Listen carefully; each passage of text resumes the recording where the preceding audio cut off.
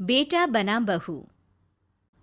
राधा, जैसा नाम वैसा व्यवहार, मन से सीधी और बातों से भोली। सौतेली माँ ने बहुत बुरा व्यवहार किया, लेकिन पति। माँ, क्यों तुम राधा को हमेशा बोलती रहती हो?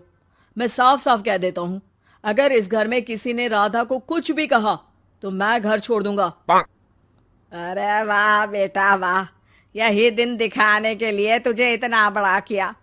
सोचा बहू आएगी तो आराम करूंगी, लेकिन बेटा है कि जोरू का गुलाम।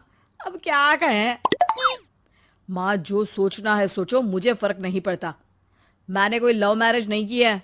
आपने जिससे बोला मैंने शादी की, लेकिन अब मैं राधा को किसी भी परेशानी में नहीं देख सकता। हाँ हाँ, और मुझे देख सकते हो क्यों?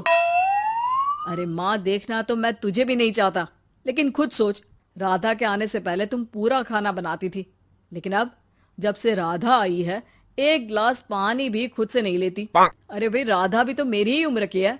मैं आपके लिए बच्चा तो वो आपके लिए समझदार बहू। कैसे? उसे वक्त देना माँ। वो थक जाती है, रोती है, उसके पैर में दर्द होता है। आपको वो क्यों नहीं दिखता माँ? नहीं नहीं, ऐसा कुछ भी नहीं है। अरे वाह जी वाह, सारी तीली लगा दी। अब बोल रही है कि ना जी ना, कोई बात ना है। तीली? क्या बोल रही हैं आप सासू माँ? अरे राधा, तुम चिंता ना करो। माँ की आदत है हर बात पर ताने देने की। तुम कमरे में जाओ, मैं ग्रीन टी लेकर आ रहा हूँ। सास बेटे की हरकत से आग बबूली हो जाती है। बेटा, तूने आज प्रूव कर दिया कि बेटा कभी अपना नहीं होता। अरे जोरू के गुलाम, शर्म कर शर्म। तेरी माँ हूँ, सास नहीं जो खरी खोटी सुना रहा है कल की आई दुल्हन के आगे। अरे बहू बनना आसान ना है। बेटा, जो कि अपनी नई नवेली पत्नी पर जान छिड़कता था, माँ की बातों से गुस्सा हो जाता है। माँ, साफ साफ बात करो। तुम राधा को कभी कुछ नहीं कहोगी, इसके लिए मैं क्या कर सकता हूँ? कुछ नहीं कहूंगी? अरे बेटा, बावला हो गया है क्या? तू जिस दिन पैदा हुआ था ना, उसी दिन सोच लिया था मैंने कि तेरी शादी के बाद बहू पर हुक्म चलाऊंगी, पैर दबवाऊंगी, ताने दूंगी और जुल्म भी ढाऊंगी। बाप रे बाप! माँ, आप कैसे ऐसे सोच सकती हो? राधा छोटी है मुझसे भी, और उसके लिए ऐसी सोच। अरे बेटा, एक बेटी का बाप और माँ उससे बचपन से ही सहनशीलता सिखाते हैं, जिससे कि वो कुछ भी सुनने के लिए तैयार रहे। वो जैसे ईंट होती है ना, शुरू में जितना पकाओगे आगे जाकर उतनी ही मजबूत बनेगी और बुलंद इमारत बनाएगी, समझे? देखो माँ, मैं कोई मजदूर तो हूं नहीं, इंजीनियर हूं, वो भी बड़ी कंपनी में। चलो, लॉकडाउन के कारण मैं घर से काम कर रहा हूं, तो आज से मुझे ही अपनी बहू समझो, लेकिन राधा को कुछ भी कहने की जरूरत नहीं है। हाँ भाई हाँ, ठीक है भाई। तेरे मजनू बनने से मैं थोड़ी ना सास बनने की अपनी ख्वाहिशों का गला घोंट दूं, हैं? मुझे कोई ना कोई तो चाहिए ना हुक्म चलाने के लिए। अब तुम दोनों मिलकर डिसाइड कर लो बस। फिर क्या था, राधा का पति बन जाता है घर की सुबह सुबह। अरे कहाँ मर गया? अरे ना, मेरा बेटा, क्यों मैं सुबह सुबह ऐसे शब्द निकाल रही हूँ, गुनाह हो जाएगा।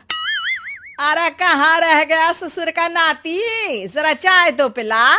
ये भी कोई बात होती है? सूरज सर चढ़ गया लेकिन महाराज जी सो रहे हैं। बेटा पलंग से उठता है। मैं जल्दी से जाकर चाय दे आती हूँ माँ जी को।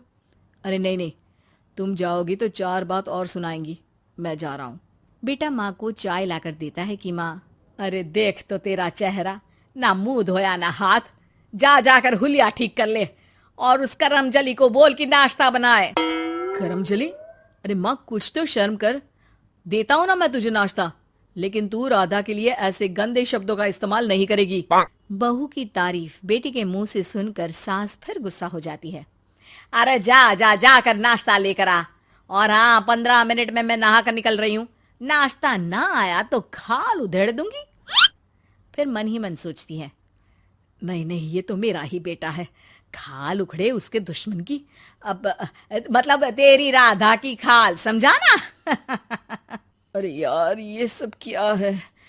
नेचर की कॉल भी आ रही है और 15 मिनट में नाश्ता। भगवान, कैसी मुश्किल जिंदगी बनाई है आपने औरतों की। बेचारी कैसे जिएंगी। बेचारा बेटा किचन में जाता है जहाँ राधा आलू पूठी बनाकर उसका इंतजार कर रही होती है। आप मेरे लिए इतना कर रहे हैं तो क्या मैं आपके लिए इतना भी नहीं कर सकती? ये लीजिए, नाश्ता बना दिया है, दे आइए माँ जी को।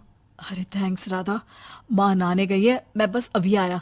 ये नाश्ता यहीं रख दो, मैं आकर दे दूंगा माँ को। थोड़ी देर में माँ की आवाज आती है।